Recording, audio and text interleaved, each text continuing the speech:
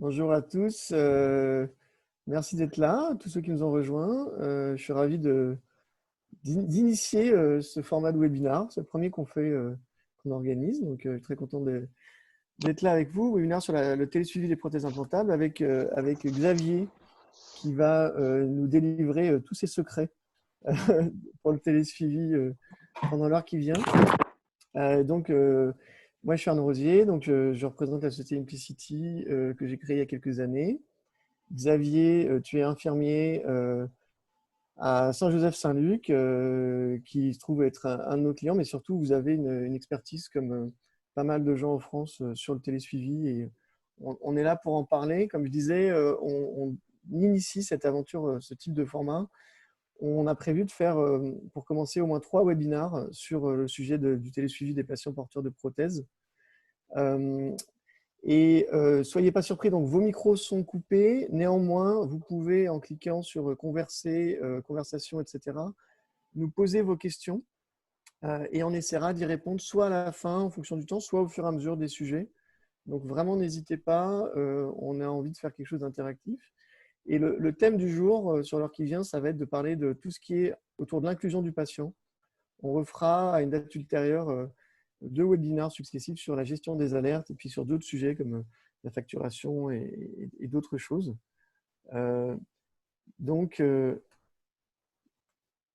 Pour commencer, on a prévu de faire quelque chose donc, en mettant l'accent sur les témoignages sur les différentes pratiques, celles de l'équipe de Xavier et d'autres, et aussi essayer d'envisager la vision de l'organisation idéale, pas seulement l'organisation idéale accessible tout de suite maintenant en 2020, mais aussi quelle organisation on peut imaginer avoir dans quelques années en associant les modèles d'organisation, les moyens technologiques et à quoi on peut peut-être s'attendre, essayer d'avoir une vision un petit peu là-dessus.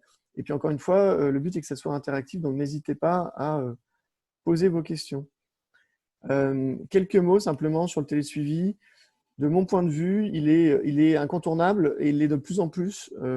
En 2015, on a vu déjà une recommandation de la Société américaine de rythmologie qui énonçait pour la première fois qu'il était absolument indispensable de proposer du télésuivi à tous les patients porteurs de prothèses, pas simplement aux patients porteurs des défibrillateurs, que le niveau de preuve était très élevé. C'était suite à l'étude à la méta-analyse TrueCoin qui montrait une baisse de mortalité de l'ordre de 40% chez les patients insuffisants cardiaques.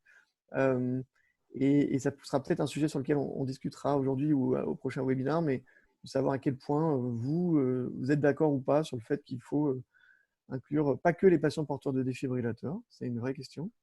Mais de mon point de vue, c'est quand même quelque chose dans lequel on est engagé et sur lequel on va tous avancer très vite. Comme vous le savez, on est dans un contexte où il y a un remboursement du télésuivi qui existe dans un modèle expérimental, au moins jusqu'à 2022, mais qui vraisemblablement sera poursuivi. Et finalement, Covid, là-dedans, vient nous suggérer qu'on est bien content quand on a mis en place les choses de façon efficace au niveau du télésuivi. Et peu importe que toutes les sociétés savantes nous disent qu'il faut faire du télésuivi, je pense qu'on est assez grand pour se rendre compte que ça impacte positivement notre pratique dans un contexte où finalement, la tendance que moi je ressens, c'est qu'on voit de moins en moins les patients, ou plus exactement, on voit de moins en moins les patients pour des raisons inutiles. Et il faut être honnête, le télésuivi, notamment des pacemakers, dans un grand nombre de cas, même si c'est sympa de voir les patients, ce n'est pas une utilisation extrêmement efficace de notre temps. Et on sait qu'on est dans un contexte de ressources restreintes. On sait qu'on a déjà espacé, la plupart d'entre nous, les consultations à 1 fois par an. Mais finalement, il y a des études qui sortent depuis l'année dernière qui comparent le fait de suivre totalement les patients en télésuivi, voir si ça leur convient, voir si on arrive à bien les suivre, et qui suggèrent que oui, c'est un modèle qui est viable. Et dans les recommandations, un petit peu partout, on voit que le télésuivi est quasiment systématiquement proposé en alternative au suivi en personne.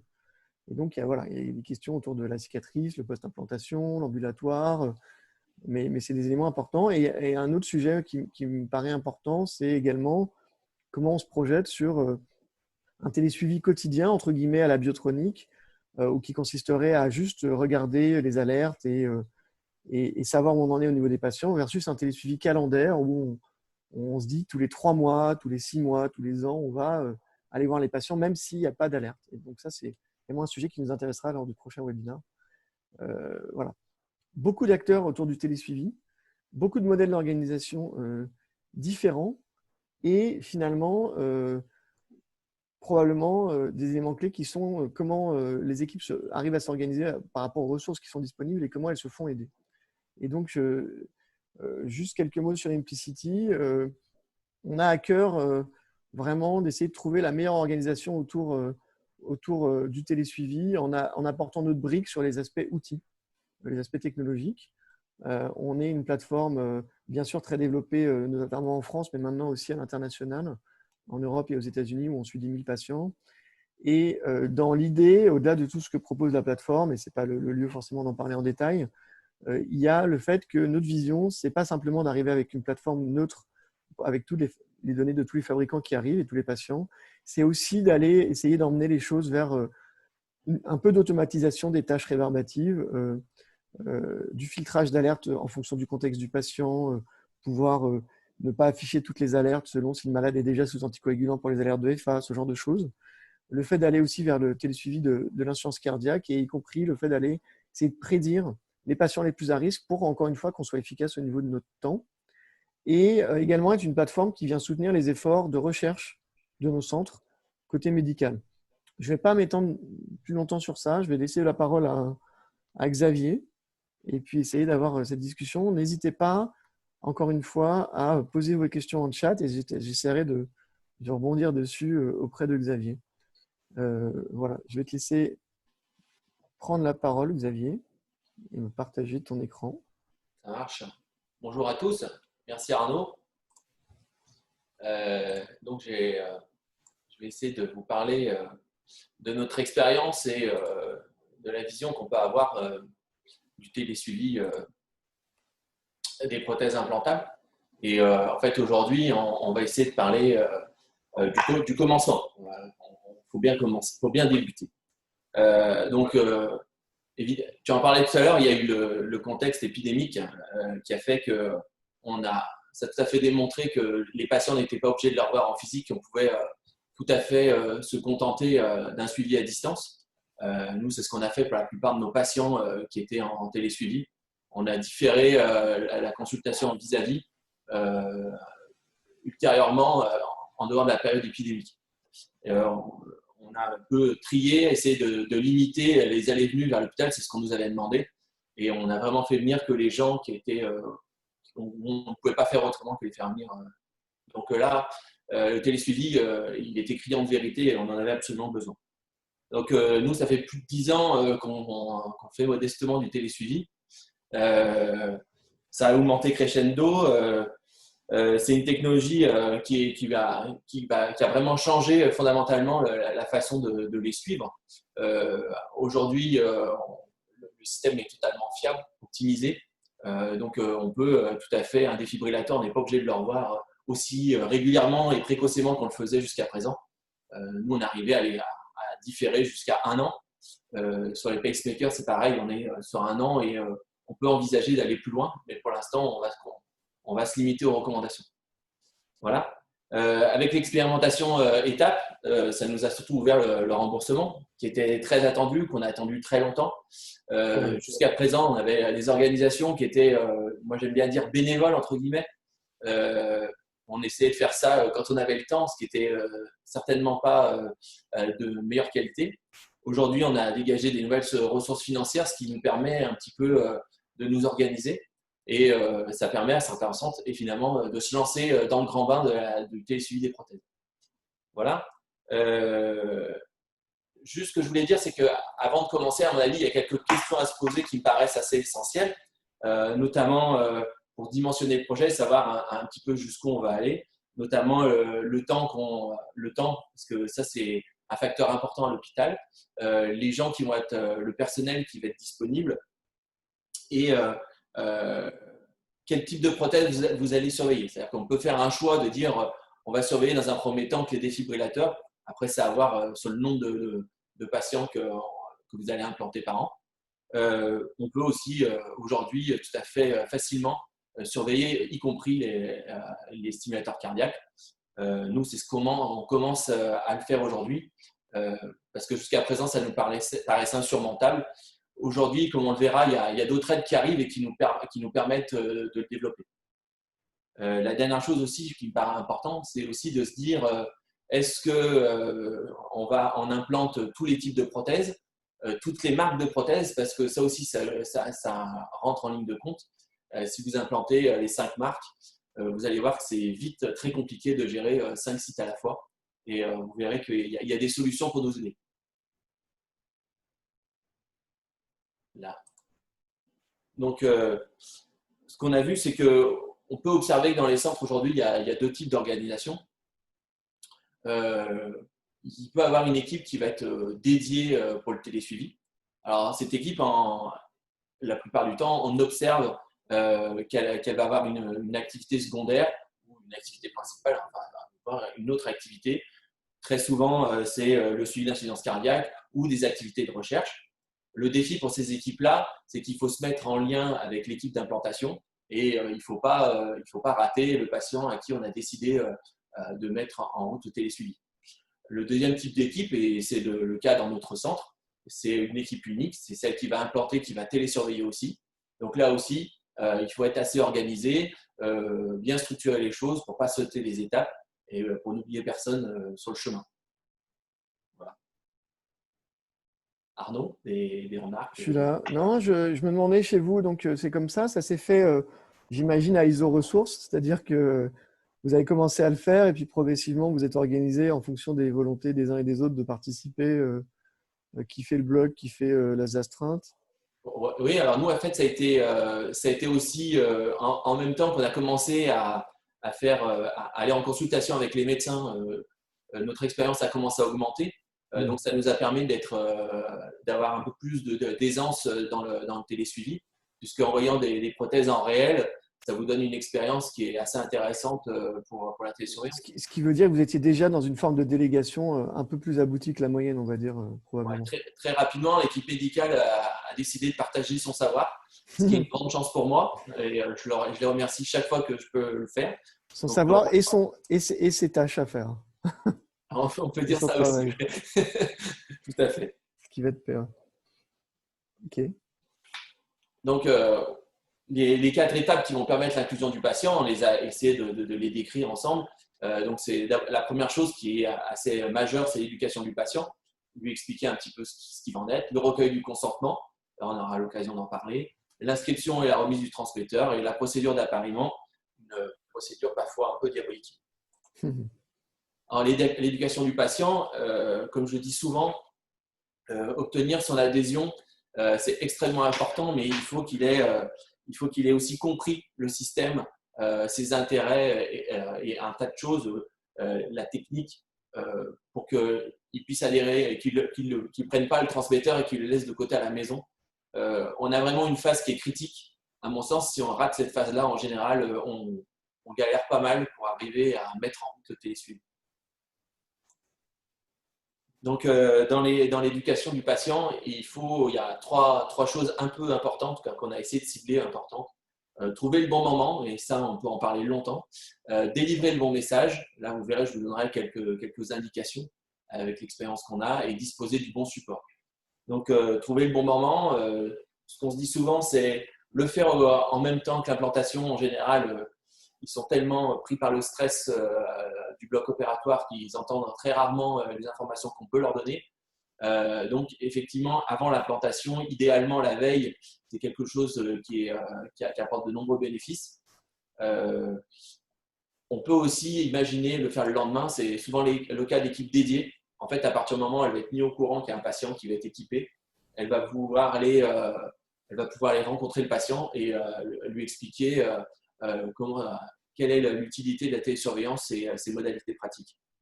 On peut aussi imaginer qu'on attend la prochaine consultation. Donc là, dans le cas où on n'a pas le transmetteur ou alors on n'a pas le temps de le faire, on peut le différer. Alors évidemment, il faut essayer de raccourcir ce temps le plus possible, mais ça aussi, c'est vraiment en fonction des capacités de chacun. On aime bien, j'ai des mots un peu clés pour les infirmiers, on aime bien dire ça. On choisit un endroit calme, on utilise des mots simples et adaptés. C'est important de pouvoir prendre le temps, et le temps à l'hôpital, il il est précieux et souvent il faut être synthétique, mais il ne faut rien oublier. Donc là, il y a un vrai savoir-faire pour y arriver. Parfois, il est nécessaire de voir plusieurs fois le patient. Donc là aussi, c'est un petit peu en fonction des équipes et du temps disponible. Et la plupart du temps, on peut penser aux personnes d'un certain âge. Il est important de solliciter la famille ou un aidant qui pourra entendre aussi les messages et éventuellement les redonner plus tard. Ok. Et petite question, vous gérez ça, vous les infirmiers, ou est-ce que tu as une aide des médecins, ou est-ce que tu as un rôle des médecins propres? Peut-être que tu vas en parler après, mais dans l'éducation, est-ce que le médecin, comme dans ta photo sur l'image d'avant, il doit poser sa main sur le patient pour lui dire ça va aller, je suis au courant, il va se passer un truc avec un boîtier? Comment ça marche? Non, en général, aujourd'hui de plus en plus, au moment où ils parlent de l'implantation aux patients, ils vont parler aussi du système de télécardiologie, leur expliquer assez succinctement, ils attendent de nous qu'on leur donne beaucoup plus de détails. En général, c'est comme ça que ça marche. Et puis, nous, aujourd'hui, on peut pas, on n'a pas le temps d'aller les voir vraiment la veille, ni 2 heures avant. Donc, en général, on anticipe sur l'entrée au bloc. Donc, on prend un temps pour les voir. On se met dans une salle un peu tranquille pour leur expliquer les choses. En général, ils ont déjà une part d'information et on continue à leur donner. On voit s'il y a des messages qui sont déjà passés. Voilà.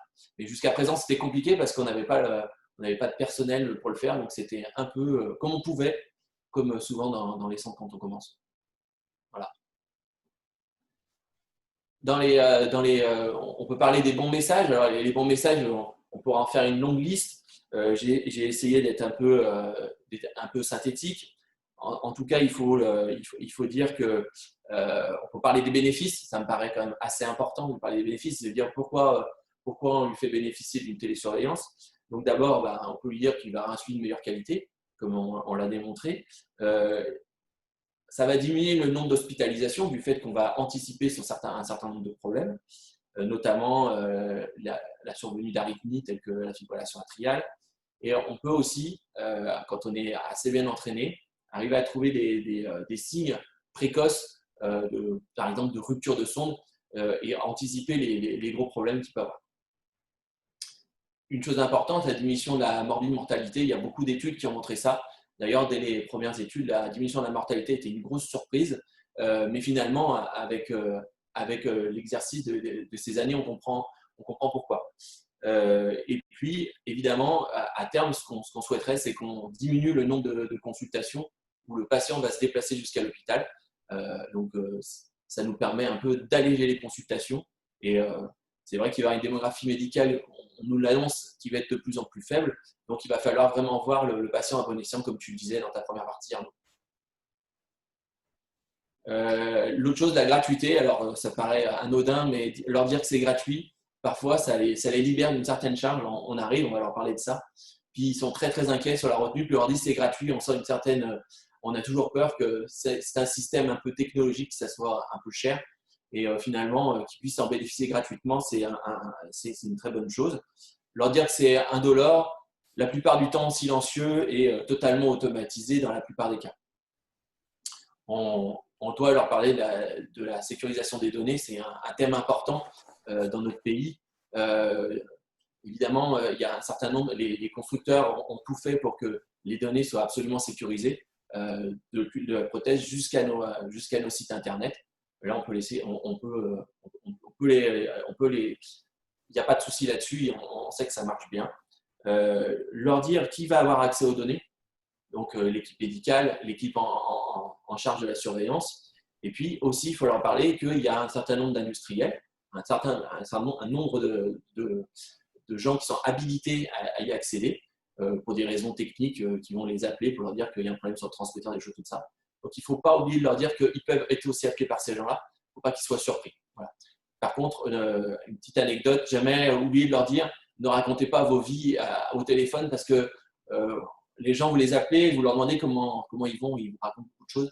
Donc moi, j'aime bien leur dire de ne pas trop raconter de choses à monsieur un tel qui ne connaissent pas et qui ne nous a jamais vu, qui n'a pas grand-chose à voir avec son suivi médical. Effectivement, je pense que tu as raison de souligner qu'il y a pas mal de finalités et d'acteurs qui peuvent tourner autour des données qui ne sont pas les plus évidents. Et je pense qu'on aura de plus en plus de questions sur ces éléments-là. Toi, tu vois beaucoup de… Est-ce que tu vois des questions chez les patients? Moi, mon sentiment, c'est qu'ils prennent le truc de façon assez… dans un modèle de confiance, finalement, qu'on a toujours avec eux. Est-ce que tu as des patients qui refusent parce que ça fait des fils dans la chambre à coucher?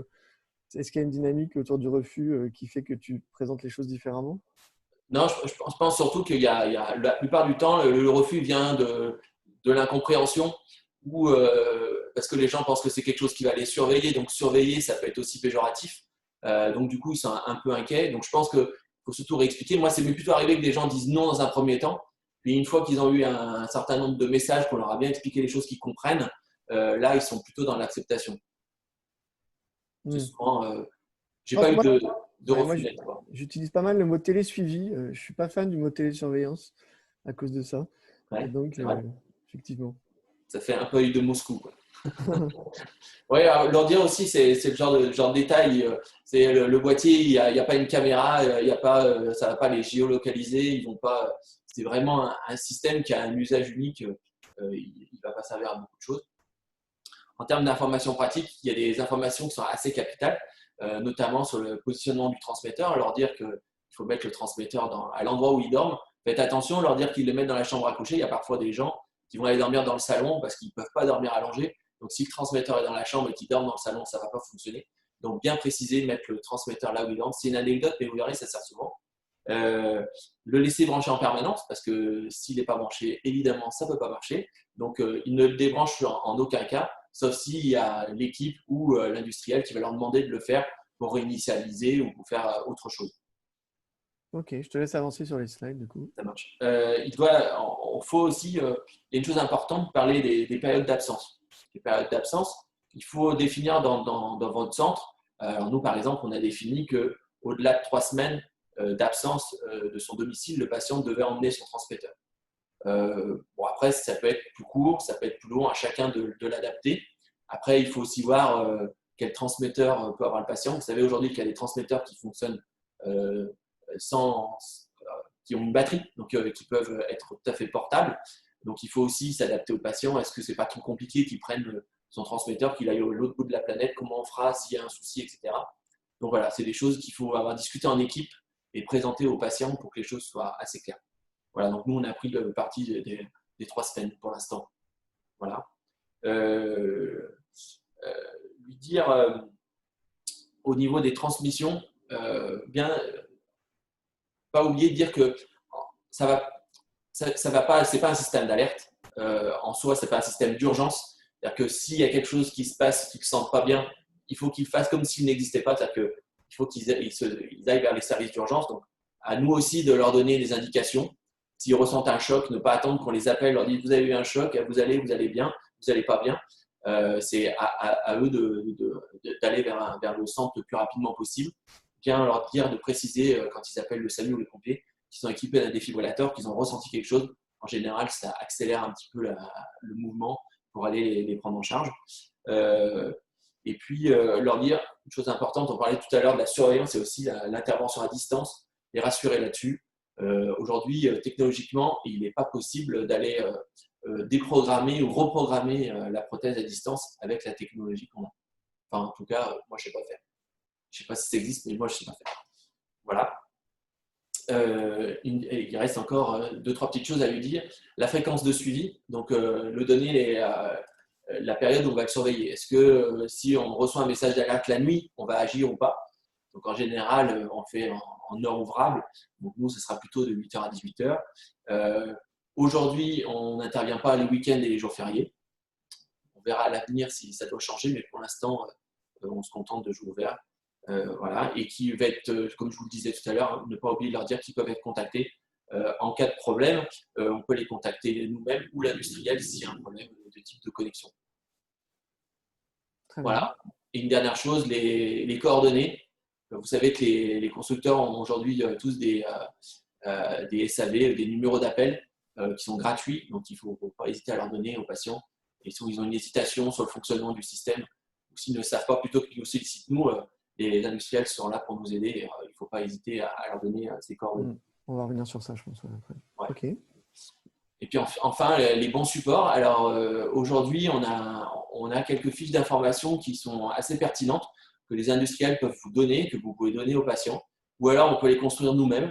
Alors si on a des gens qui maîtrisent bien l'outil informatique, on peut faire des jolies choses. Et puis il y a quelques applications, quelques sites internet dédiés créés par les industriels, notamment je pense au site de Biotronic qui est particulièrement bien fait, qui s'appelle télécardio.info. Vous pouvez donner à vos patients, il y a plein de vidéos, plein d'astuces, qui est celui-là tout à fait remarquable. Donc on peut débattre après de cette vision on avait défini que dans ce webinaire, on allait parler de notre vision idéale. Donc on a essayé de partager avec les équipes d'Amplicity et notre équipe comment on pourrait voir un joli monde plein de fleurs où tout irait bien. Donc, on appellerait peut-être de nos souhaits. C'est ça. Donc, ce qu'on dit surtout, c'est qu'il faut définir une stratégie unique pour présenter le système, se donner une démarche à suivre, peut-être un support papier qui va nous permettre de ne rien oublier, de donner les messages essentiels. Comme je vous l'ai dit, idéalement la veille ou le lendemain, pour mieux capter son attention, avoir un discours clair et adapté. Hein, évidemment, il va falloir faire attention à l'auditoire. Chez les adultes jeunes, ils vont être vite compréhensifs, il faut rien oublier, être assez clair. Chez les personnes un peu plus âgées, aller à l'essentiel, ne pas les embrouiller avec un discours trop compliqué. On a mis quelques petits éléments là, on se dit, des questions qu'on s'est tous posées peut-être, ou qu'on se posera. Est-ce qu'il faudrait avoir un iPad qui explique tout? Bon, ça, il faut voir, c'est peut-être un peu gadget. Est-ce qu'on veut avoir la carte européenne compte rendu sous forme numérisée? C'est déjà peut-être un peu plus intéressant, ça, autour de l'éducation. Moi, je pense que finalement, la vision idéale, c'est celle où nous, professionnels de santé, dans l'équipe, on a le temps pour passer à délivrer ce message efficacement avec le patient. Et finalement, là, ce n'est pas une vision idéale technologique, sans doute. C'est plutôt une vision idéale en termes de temps passé auprès de nos malades. Ça va être plutôt à l'opposé des autres visions idéales qu'on va avoir sur le reste, des choses où on fait de l'économie de temps. Oui, mais bon, après, l'outil numérique, ça peut être un gain de temps précieux. Nous, c'est vrai qu'on est en train de réfléchir à avoir une plateforme d'information accessible aux patients. Donc, on a un projet sur l'hôpital. Après, je ne sais pas s'il se réalisera un jour, mais on peut imaginer que le patient, il n'a pas forcément une tablette, mais en tout cas, ils ont une télé dans la chambre qui pourra accéder à une base de données. On leur dit, voilà, si vous voulez avoir une base de données, réfléchir comment fonctionne un défibrillateur avec une vidéo assez simple. Il va chercher le contenu, il le regarde. On peut imaginer plein de choses qui nous rendraient service. Effectivement, beaucoup de choses offline, moi je pense, accessibles depuis le domicile.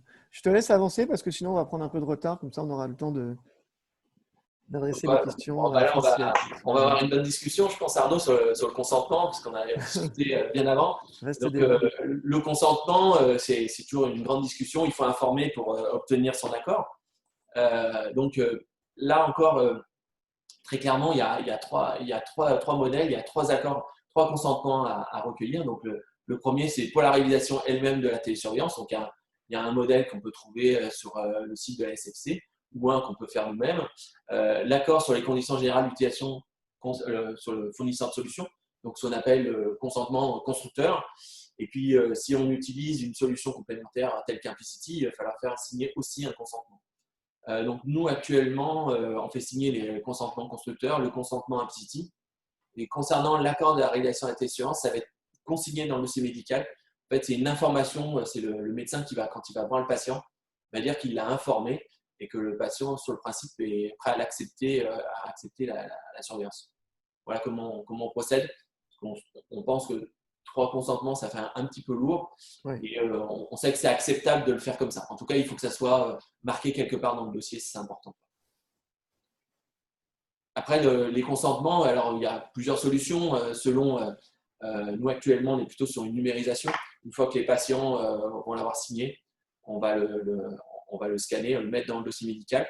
Et on s'est assuré avec notre service juridique qu'on pouvait séparer la version papier à partir du moment où elle était numérisée. Donc actuellement, on numérise et la version papier, on passe à la poubelle. Donc là aussi, on peut imaginer que si on pouvait aller directement à la version numérique, ça ferait économiser un peu de papier, mais on n'en est pas encore là. Et ensuite, pour le consentement, alors là, pareil, hein, c'est toujours une histoire de timing, de temps disponible. Donc, idéalement, à notre sens, il faut le faire en même temps que l'accord d'intervention. Il faut après avoir expliqué le système, arriver à donner ce consentement. Parce que le faire quelques minutes avant le bloc opératoire, on a un peu l'impression de mettre leur couteau sous la gorge. C'est pas, à mon avis, c'est pas très très bon pour ça. Voilà. Oui, autour du consentement, je ne sais plus quelle est ta slide d'après, mais je trouve qu'il y a vraiment une complexité entre bien faire par rapport à la loi, qui nécessite maintenant avec RGPD, puisqu'on est embarqué dans RGPD sur tout ça, d'informer sur tous les acteurs, toutes les finalités potentielles, d'une manière en théorie que le malade comprenne en plus. Donc on est censé avoir des documents, pas justement des trucs caractère 6 avec 4 pages, 5 pages. Et en même temps, il y a tout un tas d'acteurs qui ont chacun leur note d'information, puisqu'en plus il y a consentement, note d'information. Et donc finalement, notre obligation, on la connaît, c'est celle d'informer le patient, mais si possible de l'informer de bonne foi, quoi. C'est un peu comme quand on fait les études cliniques. On a toujours ces protocoles et au final, on a 15 minutes au lit du malade dans la salle de réveil pour demander au mec s'il est d'accord. Et c'est quand même très inconfortable. Et c'est plus ou moins bien fait. Les médecins le font souvent un peu moins bien parce qu'ils sont un peu plus pressés. Quand on a une équipe dédiée, là, on est dans quelque chose de… Je pense que sur la télésurveillance, on a un peu plus le temps parce qu'on est souvent en post-opératoire, comme tu le disais aussi. Enfin, j'ai l'impression.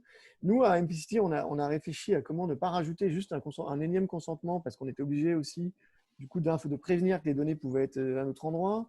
Et on en est arrivé finalement avec l'idée d'avoir un consentement explicite qui sépare la recherche et le soin courant, parce qu'il y a toujours des questions parfois de problématiques de réutilisation des données, et en même temps qui mentionne les autres notes d'information, celles du fabricant, mais les fabricants veulent que les notes d'information, les leurs, soient signées. Je pense qu'ils ont besoin d'être sécurisés autour de ça. Et ensuite, on a essayé de faire tenir ça sur une page. Et donc, les centres l'utilisent ou non en fonction de leurs habitudes. Et puis, on a essayé, effectivement, comme tu montres là, de digitaliser l'information dans la loi, dans RGPD.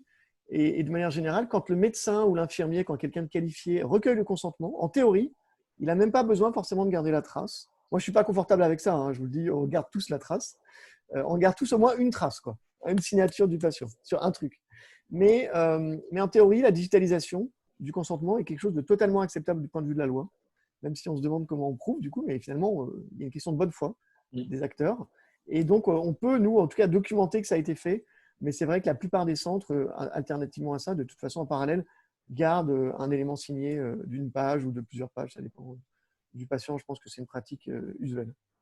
Oui, en fait, ce qu'on doit dire, c'est que le consentement tout seul, recueillir une signature, c'est pas suffisant. En fait, c'est parce que le patient pourrait dire oui, on m'a fait signer un papier, mais on m'a pas informé. Donc, la signature vient, c'est l'aboutissement de l'information.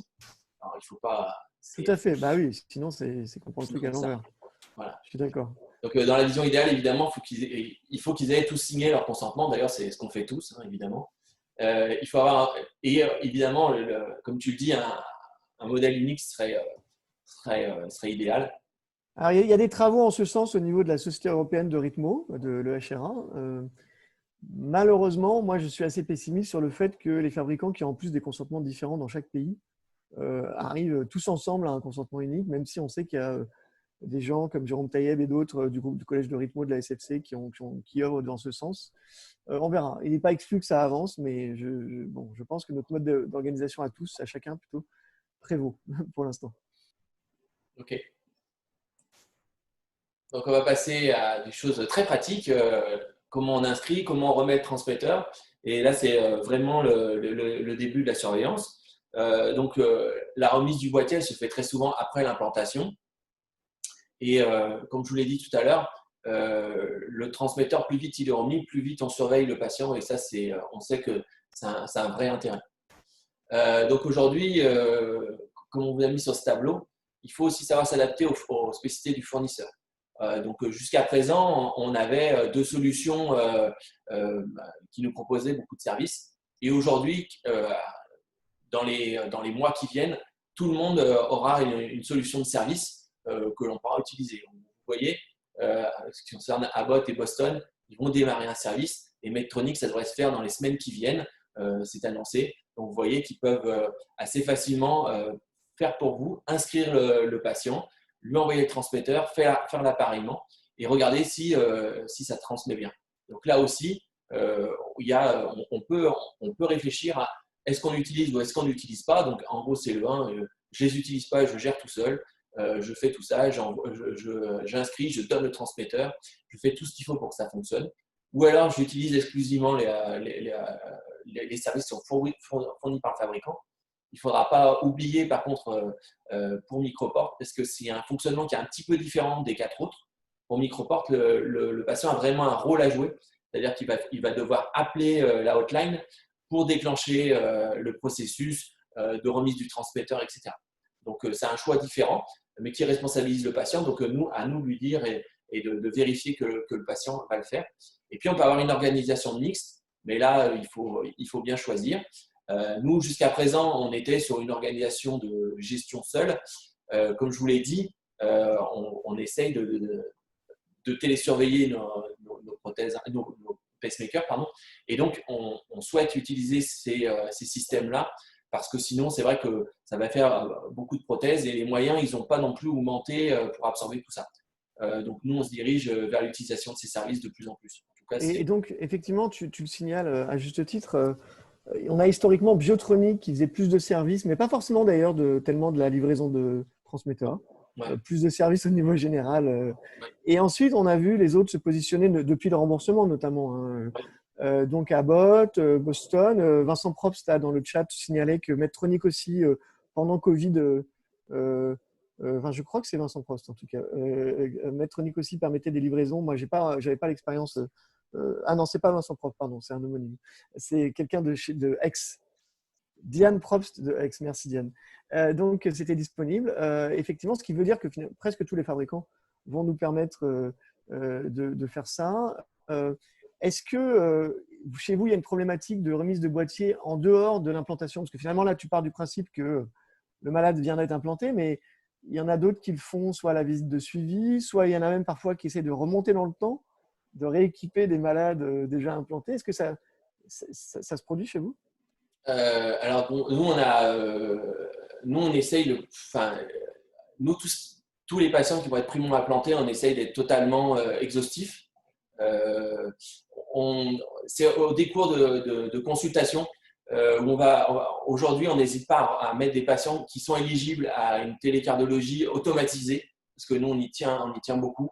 On trouve que c'est un petit peu compliqué de demander aux patients de faire des transmissions manuelles. Donc, aujourd'hui, il y a un certain nombre de constructeurs sur des plateformes de piles qui ont totalement automatisé les choses. Donc, on n'hésite pas. Si on a un souci sur une sonde, on la trouve un peu inquiétante. Les patients qui sont notamment dépendants ou les patients qui vont être resynchronisés, il nous arrive de remettre en route des services au décours de la consultation. Donc, oui, de plus en plus. Mais je crois que la tendance, elle a été forte, puisqu'on s'est aperçu que si on avait, pendant l'épisode du Covid, si on avait télésurveillé tous nos patients, on aurait encore plus trié les patients et vu vraiment ceux qui étaient essentiels. Donc, on aurait été on a bien, compris l'intérêt. on aurait été content. En tout cas, ceux qui étaient équipés, on était bien contents pour pouvoir décaler la consultation. Tout à fait.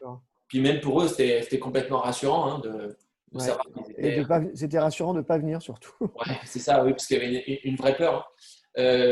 Sur l'inscription du patient, oui, il n'y a rien de très nouveau. Ça, je pense que tout le monde imagine bien comment on fait. Donc, il faut d'abord inscrire sur le site du fournisseur de solutions.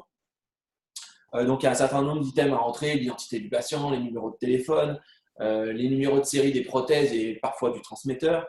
Et puis, il y a une petite astuce. Il faut non seulement lui demander ses coordonnées téléphoniques à lui, mais aussi demander des coordonnées téléphoniques d'une autre personne, soit l'enfant, soit un fils, une fille, l'épouse tout simplement, ou un aidant, parce que parfois on a des personnes qui sont difficilement joignables au téléphone et c'est toujours bon d'avoir ces numéros-là. Donc ça, c'est très précieux. On est content de les avoir. Il faut les récupérer très en amont. C'est compliqué de courir après les coordonnées. Pour Implicity, comme on vous a mis dans l'exemple, une fois qu'on a inscrit le patient sur le site internet du constructeur, il va simplement falloir activer la surveillance sur le site d'Implicity. Oui, c'est-à-dire qu'en fait, ça permet juste de pouvoir garder un patient. On l'aura surtout dans l'avenir, ça, mais des patients qui changent de prothèse entre deux marques, pouvoir garder l'historique du patient. Donc, on a mis ce petit système. Je dirais que là-dessus, on n'est pas encore tout à fait satisfait du fait qu'il fallait passer par le site des fabricants et on essaie de discuter avec eux des options. Comme ils aident maintenant à inscrire, il y a Merlingo, Abbott, il y a Biotronic depuis longtemps, les autres, je les connais un petit peu moins bien, mais on voit qu'ils se mobilisent là-dessus. On essaie de réfléchir à un système pour même pouvoir faire le pont avec les services des fabricants pour pouvoir vraiment, d'un seul jet, aller faire cette inscription du coup sur le site du fabricant, mais sans forcément aller à chaque fois devoir le faire en plus. Et je crois qu'il y a vraiment cette idée de supprimer les doubles, les triples saisies. Quand on implante le patient ou qu'on change son boîtier au bloc opératoire, on fait le compte-rendu opératoire. Ensuite, il y a le registre national, l'inscription sur le site, etc. On est dans une logique où on voudrait que les informations soient rentrées une seule fois et qu'Implicity puisse servir de pivot pour pouvoir redistribuer ces informations, qui au fabricant, qui au registre national, etc. Donc, j'espère qu'on y arrivera vite. Oui, tout à fait. Je crois que c'est une bonne idée. Et puis, bon, l'appariement de la prothèse au transmetteur, excusez-moi, j'avais perdu le fil, et aujourd'hui, enfin, l'inscription, pardon, excusez-moi, l'inscription avant d'effectuer l'appariement de la prothèse au transmetteur, il y a, dans un certain nombre de cas, est indispensable avant de faire cette manœuvre. Donc, c'est pour ça qu'on l'a mis tout de suite là. Ok. Donc, présenter le boîtier au patient. Alors voilà, je vous ai mis des photos, des fiches que peuvent vous donner les constructeurs. Donc, vous pouvez les réclamer à votre commercial ou aux gens qui viennent vous voir. Ils ont des fiches qui sont très pratiques, assez claires, qui vont permettre aux patients d'être assez autonomes. Donc, on peut les utiliser, ou alors, effectivement, on peut prendre un certain nombre d'items. Donc, si on ne veut pas prendre tout ça, et puis rédiger ses propres fiches. Voilà. Et il faut expliquer le fonctionnement des transmissions manuelles sur un certain nombre de prothèses actuellement, puisque tout n'est pas totalement automatisé. Et là, à ce moment-là, bien leur remettre les fiches de transmission manuelle. Et attention aux transmissions manuelles, parce qu'on sait que multiplier les transmissions manuelles, ça a un effet sur les batteries. Donc, il faut le plus possible que les transmissions manuelles soient utiles, entre guillemets.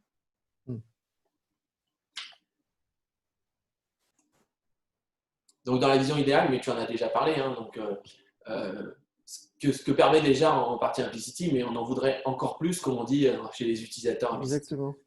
C'est automatiser. C'est-à-dire que nous, évidemment, on en a déjà parlé avec l'équipe d'Implicity. On aimerait utiliser Implicity dès l'implantation, pouvoir s'en servir pour faire ce qu'on peut imaginer un compte-rendu opératoire. Et à ce moment-là, on pourrait imaginer que ça débouche sur un certain nombre de procédures qui vont totalement automatiques, où on n'aura pas à refaire du remplissage. Ça envoie vers le constructeur en lui demandant d'envoyer un. Ouais, et on est dans cette logique depuis le début, donc j'espère vraiment que ça va arriver rapidement, mais de dire qu'on n'est pas juste un outil de télésuivi, mais qu'on arrive à devenir un outil de suivi général des patients qui ont des devices, quoi. Alors, il y a juste une petite astuce qui est une astuce de pharmacie très pratico-pratique, c'est concernant le remboursement de la mise en route du transmetteur. Quand vous avez le transmetteur en main, entre guillemets, vous pouvez demander, déclencher la régularisation par votre pharmacie. Si vous ne l'avez pas en main, il va falloir trouver d'autres astuces pour pouvoir être remboursé. Donc là aussi, je pense qu'il faudra que les fabricants envoient un bon de livraison, enfin comme ils font aujourd'hui quand ils viennent implanter un défibrillateur avec nous.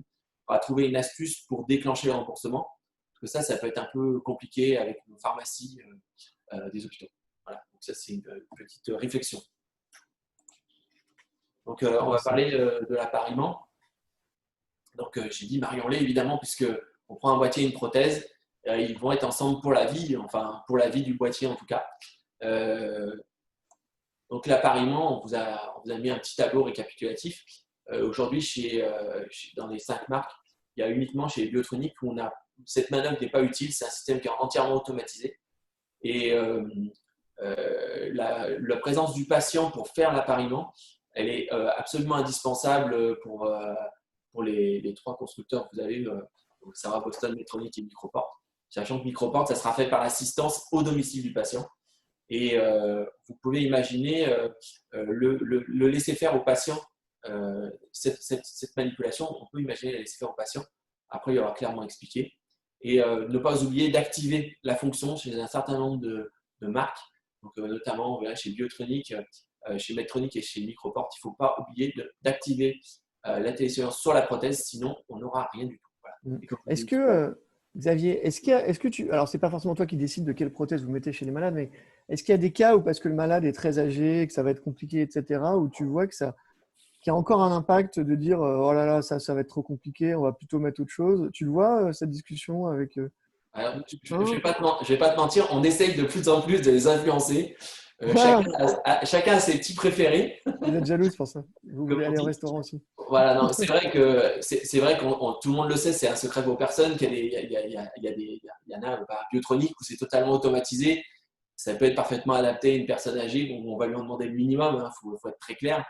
Voilà, mais de plus en plus, je crois que les constructeurs essayent d'aller vers Ouais, je suis d'accord. cette simplicité. De toute façon, tout le monde a compris l'intérêt qu'il y avait avec ça. Je trouve aussi qu'il y a vraiment maintenant une mise à niveau sur la simplicité, même si après, chacun peut avoir un avis un petit peu différent selon les marques et les habitudes, mais il me semble aussi. Je te laisse avancer. On est un tout petit peu en retard, mais enfin, on n'est pas à une minute près à la fin, donc pas de souci. Okay, comme je vous l'ai dit, il faut l'adapter au patient. Donc effectivement, la procédure d'appariement, vous pouvez tout à fait la faire vous-même. Il y a quelques astuces à connaître pour gagner un peu de temps. Vous pouvez le donner au patient, donc il faudra lui expliquer au préalable comment faire, ou alors lui remettre la fiche, regarder avec lui la fiche et lui dire bah voilà, comment vous pouvez procéder une fois que vous êtes arrivé chez vous. Ou là, la déléguer complètement au fournisseur de solutions, comme vous faites pour l'inscription et la remise du transmetteur. Une chose importante, il faut avoir du temps et du réseau. Il y a parfois dans les hôpitaux, c'est un peu compliqué de trouver un endroit qui transmet bien. Donc, connaissez-le et utilisez-le à volonté. Adoptez une méthode et essayez de la conserver. Demandez des astuces aux fournisseurs. Il y en a, je vous garantis qu'il y en a pour gagner un petit peu de temps. Vous savez qu'il y a Boston notamment où il y a une mise à jour qui est à chaque fois qu'on va ouvrir un transmetteur, la première chose qu'il va faire, c'est se mettre à jour. Vous pouvez vous amuser à mettre à jour tous vos transmetteurs quand ils arrivent. Vous avez déjà gagné cette étape-là. Il faut un grand garage, mais ça fonctionne. Ça peut arriver. Ou alors dans le coffre de la voiture, si quelqu'un vous l'amène. Ne pas hésiter à solliciter les hotlines si on n'arrive pas à faire cet appariement. Et j'ai un petit secret, c'est que j'ai découvert, j'avais un cauchemar qui s'appelait ils seront pas fâchés si je leur dis ça. C'était à Bot parce que c'était très compliqué la procédure d'appariement. Et j'ai eu la chance d'aller voir l'équipe bordelaise qui m'a donné une astuce que tout le monde doit connaître et il faut interroger le fournisseur à Bot. Il vous donnera une astuce pour le faire sans la présence du patient et on gagne vraiment du temps. Nous, on a maintenant, c'est quelque chose qu'on utilise et c'est beaucoup plus facile maintenant. Voilà, Ouais, je crois que c'est. c'était un peu terrible, mais du coup, maintenant, ça devient aussi facile que les autres. Donc, ça, c'est une bonne nouvelle. Ouais, je partage cet avis. Donc, le fonctionnement, bah, tout le monde connaît à peu près. Le transmetteur, ça va être un relais entre la prothèse du patient, un serveur sécurisé qui va nous envoyer des données sur notre site internet qu'on va pouvoir consulter. Ce qu'on peut dire à ce niveau-là, peut-être par rapport à ce qu'il va y avoir dans le futur, c'est que tous les fabricants sont en train de se poser la question. Alors, il y en a qui l'ont déjà fait, comme Abbott sur le Confirme, mais d'avoir plutôt un smartphone Ouais. qui va à la fois, alors un smartphone bloqué ou bien à la terme juste une app sur le smartphone du patient. Medtronic et Abbott sont pas mal avancés là-dessus. Je pense que tout le monde avance pas mal sur ces sujets. Quelque chose qui va être en Bluetooth. Donc, c'est des nouvelles générations de prothèses, hein, bien sûr. C'est pour ça que c'est arrivé d'abord sur les nouveaux dispositifs. Et il me semble que ça va un petit peu modifier la donne. Pour les vieux patients, ça sera toujours un petit téléphone bloqué. Donc, pour eux, ça sera à peu près pareil. Mais on va sans doute aller dans des nouvelles choses où il y aura potentiellement une interaction peut-être aussi côté fabricant avec le patient. Ce sera intéressant de voir comment ça se développe. Ouais. Oui, donc Abbott nous a annoncé prochaine génération de défibrillateurs qui sera Bluetooth. Donc effectivement, comme aujourd'hui avec le Holter implantable, on utilise une application, on peut utiliser l'application qu'on va installer sur le téléphone du patient. On peut aussi leur donner, comme tu as dit, un smartphone bloqué. On va très prochainement, leur génération de défibrillateurs fonctionnera de la même façon. Il n'y aura plus besoin d'avoir un transmetteur physique. Il utilisera le Bluetooth. Il y a aussi Medtronic qui annonce l'arrivée de MyCarlink Relay. Je fais un petit peu de pub, mais c'est un événement quand il y a un nouveau transmetteur qui arrive sur le marché parce que c'est pas souvent. Donc là, il arrive, ça sera pareil de technologie Bluetooth où il y aura un peu plus d'automatisation d'après ce que je sais, où le patient n'aura plus de transmetteur, il pourra utiliser soit on lui donnera ce transmetteur, soit il utilisera une application sur sa tablette, sur son téléphone. Voilà. Et puis, il y a Microport qui est en train de développer une nouvelle plateforme pour les pacemakers. Et il y a aussi, je sais qu'ils utiliseront cette technologie-là. Voilà. Donc, il y a beaucoup de choses nouvelles qui arrivent Ouais, ça converge. fin d'année et ça bouge beaucoup. Top. Donc la vision idéale, évidemment, ça serait que cet appareillement, on n'en ait plus besoin, que les transmissions soient entièrement automatisées. On a parlé de la technologie Bluetooth et les transmissions via le smartphone, mais on peut imaginer un tas d'autres choses dans la maison. Et du coup, là, tu vois, on a dit que ça convergeait, que tout allait aller vers le Bluetooth, mais finalement, moi, je ne suis pas encore convaincu que ça va être plus simple qu'aujourd'hui pour nous. Je pense qu'il y a dans le chat pas mal de gens qui disent qu'ils sont un peu inquiets du smartphone. C'est vrai que quand on aura tous nos malades qui vont devoir installer une application sur leur smartphone et sans doute qu'il y aura un appariement au niveau sécurité qui sera un peu plus tricky que juste quand on fait ça, nous, avec notre cercle de confiance de professionnels de santé et qui sont les seuls à avoir accès au dispositif. C'est une vraie question. Moi, je ne sais pas encore à quel point on va peut-être trouver ça plus galère dans le futur. Mais bon, on ne sait pas encore. Donc on va voir. Il y aura d'autres avantages sans doute dans la balance, mais c'est une vraie question qui se pose. Ouais, nous, on n'a pas une grosse expérience de l'utilisation des smartphones. Moi, j'en ai très peu qui sont activés, donc je n'ai pas un gros retour là-dessus.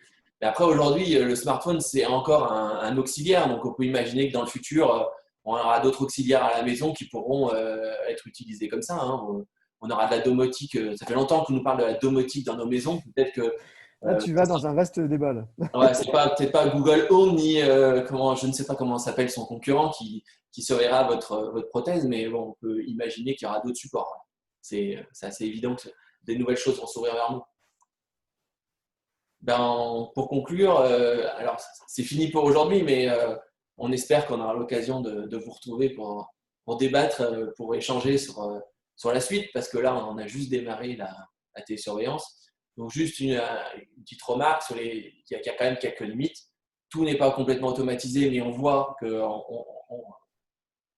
tout converge pour une automatisation. Actuellement, pour certaines marques, les transmissions sont uniquement nocturnes, mais là aussi, ça met en question aussi l'urgence. C'est-à-dire que si vous allez avoir une transmission urgente qui arrive dans la journée, comment on va arriver à la prendre en charge dans notre organisation?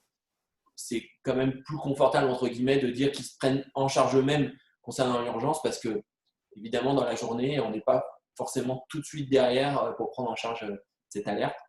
Le manque d'uniformité des solutions, et là, je trouve une grande porte, Arnaud, vers Implicity, qui nous a quand même beaucoup simplifié les choses.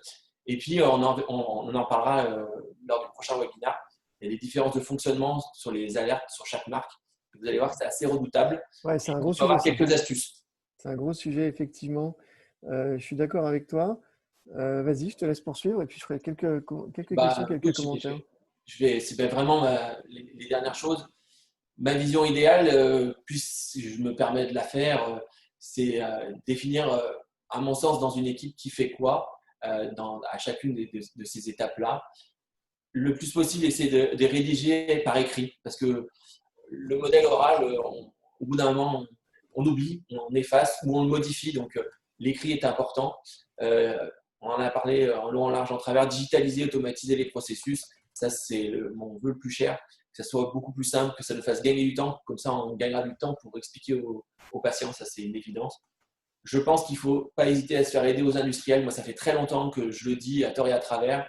Ils ont un rôle à jouer, c'est évident. Ils nous donnent une technologie, ils doivent nous aider à ce qu'elle fonctionne. Et nous, on utilise Implicity depuis plus d'1 an aujourd'hui. Et on y a trouvé notre intérêt. Donc, une plateforme multimarque, à mon avis, c'est une bonne idée. Mais là, encore une fois, comme je disais en introduction, ça a un intérêt si on utilise plusieurs marques. Quand on utilise une seule marque, évidemment, ouais, c'est sûr que si vous mettez tout d'une seule marque, comme se faisaient certaines personnes au début du télésuivi, et peut-être certains encore, on se pose moins de questions, mais a priori, ça en fait se poser d'autres. Je pense que c'est important ce que tu disais.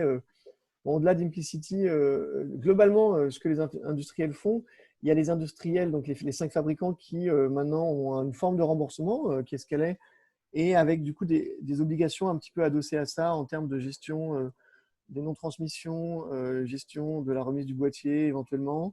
Je pense qu'ils ont, au-delà des obligations, une volonté de satisfaire leurs clients et de faire mieux et de s'engager vers du service. Et je pense que c'est particulièrement le cas en France, ou sans doute parce qu'il y a ce modèle de remboursement et que du coup, c'est un incitatif. Mais on est un pays finalement assez en avance là-dessus.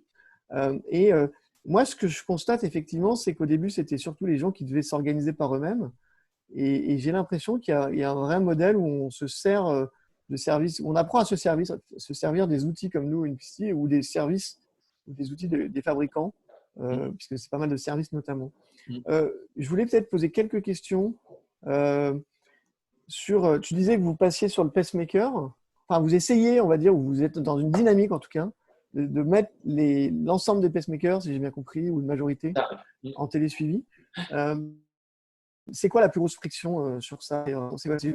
C'est certaines marques qui sont plus dures que d'autres? Non, c'est le volume. C'est que nous, on a beaucoup. Mais tous les convaincus d'utilité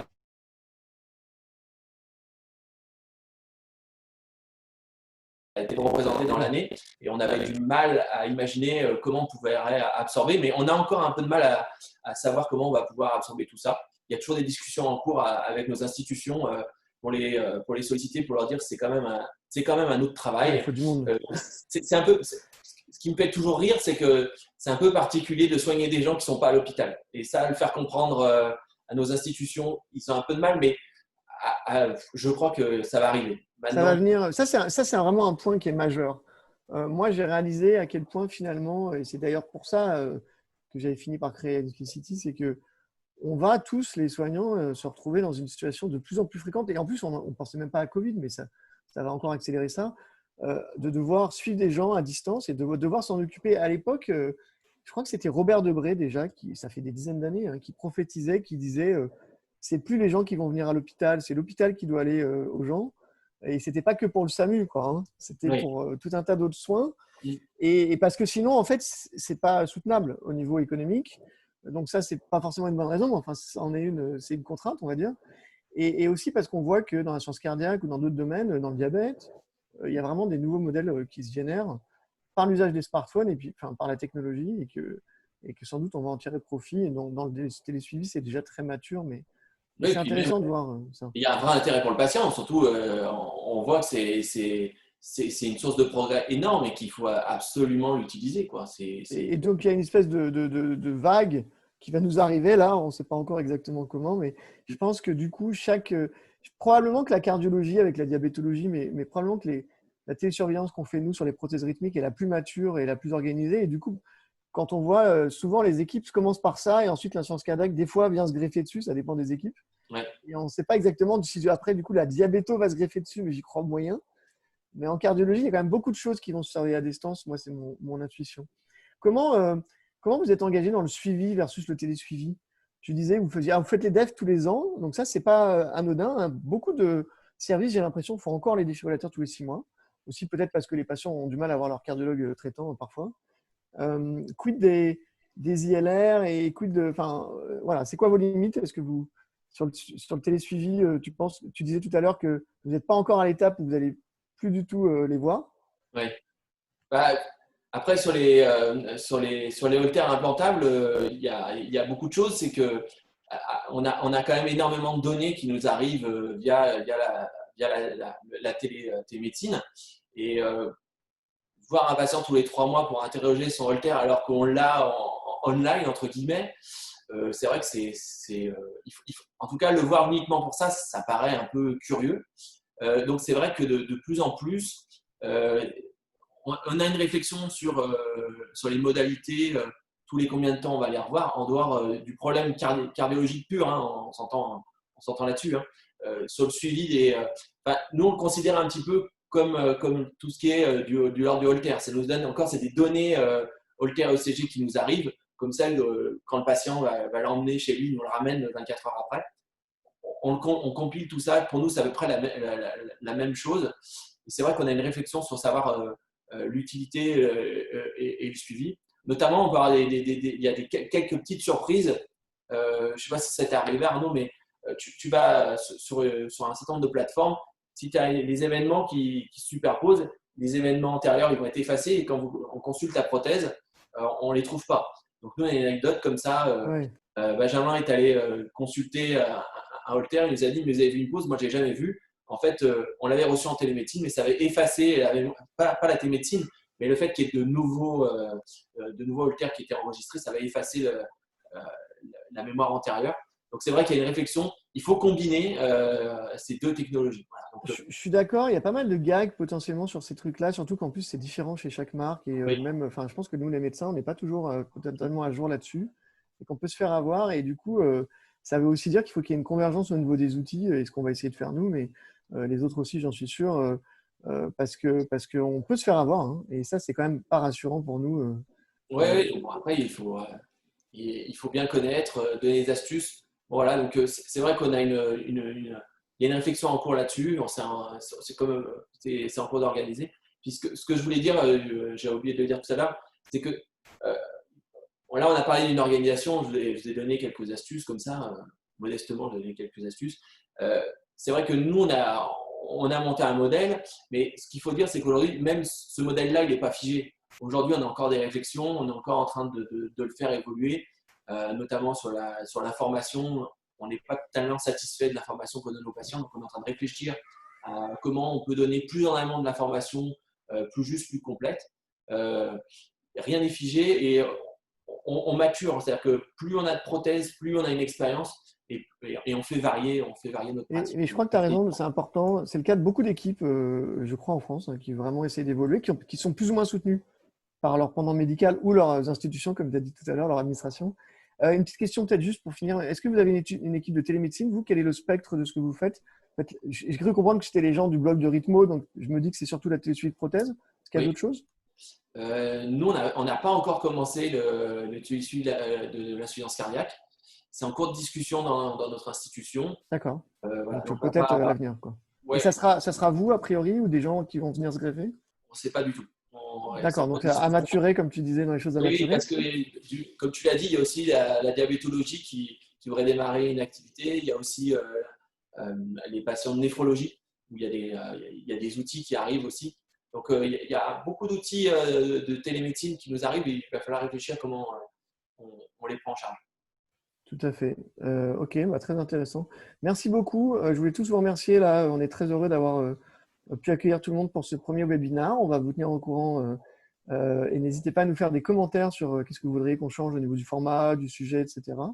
Et je pense que le prochain là va être très intéressant parce que la gestion des alertes, c'est quand même un domaine où même quand on l'a fait pendant des années, on peut encore se faire avoir. Donc, ce sera intéressant d'échanger tous nos astuces ou nos petits trucs, nos petites aventures plus ou moins simples qu'on a eues. Et donc, je voulais te remercier, Xavier. Super présentation. Et vous souhaiter à tous une bonne fin de journée et une bonne santé et qu'on se revoit très bientôt puisque maintenant, on est déconfinés. Donc, voilà. Merci Arnaud. Et bonne fin de journée à tous. Merci. Au revoir. Au revoir.